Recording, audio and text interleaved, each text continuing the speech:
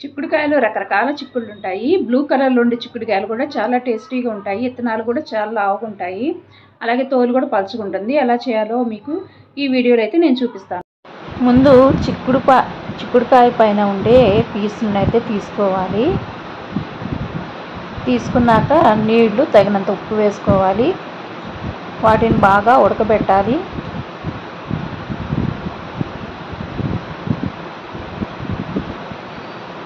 ఉడకవడం అనేది కరెక్ట్గా చూసుకోవాలి, లేకపోతే విత్తనాలన్నీ ఉడికేటప్పుడే బయటకు వస్తాయి.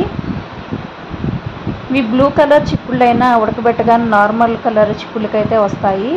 వీటిని నేనైతే వడపోసుకున్నాను. నీరంతా వెళ్ళాలి బయటికి. ఇప్పుడు తాలింపు వేసుకున్నాను.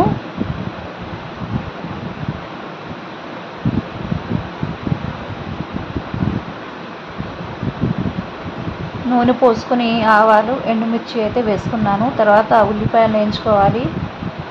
మీకు ఉప్పు చారలేదనుకుంటే కాస్త ఉల్లిపాయలు వేగేటప్పుడే వేసుకోవచ్చు.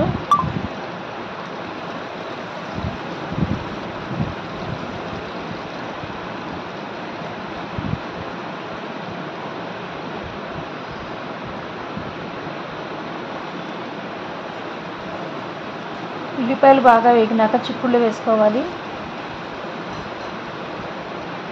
ఈ కూరని పిల్లలు ఇష్టంగా తింటారు. ఎక్కువ గంటతో తిప్పకూడదు, విత్తనాలు బయటకు వస్తాయి.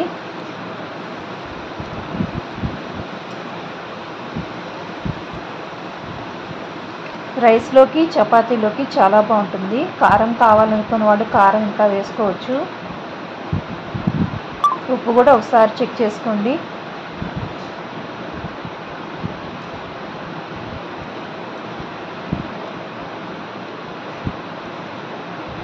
చాలా అద్భుతంగా ఉంటుంది కూర.